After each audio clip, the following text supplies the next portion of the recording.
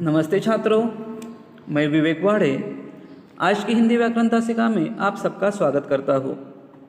छात्रों, आज हम शब्द भंडार इस पाठ से अनेक शब्दों के लिए एक शब्द पाठ पढ़ने वाले हैं। तो चलिए इसे समझते हैं। अनेक शब्दों के लिए एक शब्द, इसे हम शब्दों के समूह के लिए एक शब्द भी कह सकते हैं। तो हम इसी पाठ को कुछ उदाहरण द्वारा समझ लेते हैं। छात्रों, यहाँ देखो, यहाँ पर एक व्यक्ति आपको घोड़े की सवारी करता हुआ दिखाई दे रहा है। यहाँ पर हम कह सकते हैं कि घोड़े की सवारी करने वाला व्यक्ति घुड़सवार, ठीक है ना। जो व्यक्ति घोड़े की सवारी करता है उसे हम घुड़सवार कहते हैं। दूसरे चित्र में देखिए, यहाँ व्यक्ति आपको जादू करता हुआ दिखाई दे रहा है, इसलिए हम कह सकते हैं कि जादू दिखाने वाला जो व्यक्ति जो होता है उसे हम जादूगर कहते हैं, है ना। जो व्यक्ति जादू दिखाता है उसे हम जादूगर कहते हैं। तीसरे उदाहरण के द्वारा भी हम यह समझ सकते हैं कि चित्र बनाने वाला जो व्यक्ति जो होता है वह चित्रकार होता है। यहाँ पर जो व्यक्ति चित्र बना रहा है उसे हम चित्रकार कहते हैं। इस तरह हम वाक्यांश के लिए एक शब्द का प्रयोग करते हैं। इसलिए व्याकरण में अनेक शब्दों के लिए एक शब्द यह काफ़ी महत्वपूर्ण है। तो चलिए छात्रों, अब हम इसके परिभाषा को देखते हैं। परिभाषा इस प्रकार है। अनेक शब्दों के स्थान पर प्रयुक्त होने वाले शब्द अनेक शब्दों के लिए एक शब्द कहलाते हैं। अथवा हम ऐसे भी कह सकते हैं कि वाक्यांश के लिए एक शब्द कहलाते हैं। जैसे देखिए उदाहरण, जो देखने योग्य है अर्थात दर्शनीय, है ना। जो दृश्य जो है देखने योग्य होता है, जो चीज़ हम देख सकते हैं उसे हम दर्शनीय कहते हैं। उदाहरण देखिए, कश्मीर दर्शनीय है, हम ऐसे कहते हैं। दर्शनीय का वास्तविक अर्थ होता है देखने योग्य है। हम ऐसे भी कह सकते हैं कि कश्मीर यह देखने योग्य है, लेकिन मैं आपको कहना चाहता हूँ कि कश्मीर देखने योग्य है।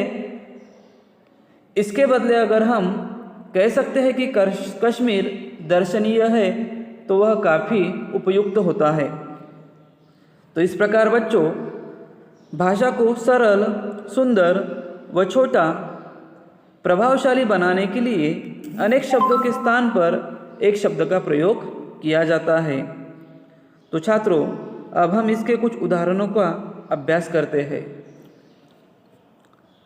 अनेक शब्द वाक्यांश। जो ईश्वर को मानता हो, एक शब्द है आस्तिक।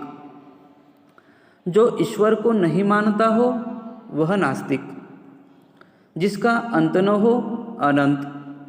जो कभी न मरे, अमर। जिसमें बल न हो, निर्बल। जो कभी बूढ़ा न हो वह अजर। जहाँ जाने में कठिनाइयाँ हो वह दुर्गम। जो काम कठिन हो, दुष्कर। जिसके माता पिता न हो वह अनाथ। जो दिखाई न दे, अदृश्य। जो पढ़ा लिखा न हो, निरक्षर, अनपढ़। जो पढ़ा लिखा हो वह साक्षर। प्रतिदिन होने वाला, दैनिक। सप्ताह में एक बार होने वाला, साप्ताहिक। महीने में एक बार होने वाला, उसे मासिक कहते हैं। वर्ष में एक बार होने वाला, वार्षिक। जो कठिनाइयाँ से मिले वह दुर्लभ। जो सब कुछ जानता हो वह सर्वज्ञ। जो गिना न जा सके, अगणित। जिसके हृदय में दया हो, दयालु। जिसके हृदय में दया न हो, निर्दय। जो दूर की सोचता हो वह दूरदर्शी। जो दूसरों के उपकार को माने, कृतज्ञ। जो दूसरे को उपकार को न माने वह कृतघ्न। जो बिना वेतन के काम करे, अवैतनिक। जिसके आने की तिथि न हो, अतिथि। जिसके समान कोई दूसरा ना हो, अद्वितीय। जो किसी का पक्ष न ले, निष्पक्ष। तटस्थ। जिसमें भय न हो निर्भय, जिसमें रस न हो वह नीरस, जो काम से भी जी चुराए वह कामचोर, जिसकी कीमत बहुत अधिक हो वह बहुमूल्य, जिसकी कोई कीमत न हो वह अमूल्य, जिसका इलाज न हो सके असाध्य लाइलाज, जो सब जगह विद्यमान हो सर्वव्यापी, मीठा बोलने वाला मृदुभाषी, शरण में आया हुआ वह शरणागत, सुनने वाला श्रोता, हाथ से लिखा हुआ अर्थात हस्तलिखित, दूसरे देश से मंगाना उसे आयात कहते हैं, दूसरे देश को भेजना निर्यात होता है, जिसे जीता ना जा सके वह अजय, देश भर में भ्रमण करना देशाटन, जिसमें धैर्य न हो अधीर,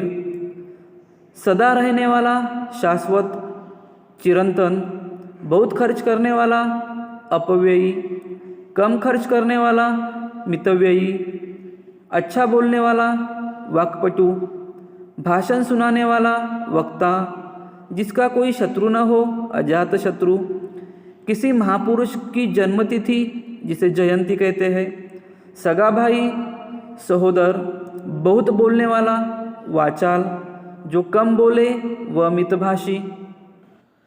तो छात्रों, इस तरह से हमने अनेक शब्दों के लिए एक शब्द पाठ का अध्ययन किया। तो छात्रों, आपकी किताब में भी जो अनेक शब्दों के लिए एक शब्द दिए हैं, आप उसका भी अध्ययन स्वयं घर पे कर सकते हो। तब तक के लिए धन्यवाद।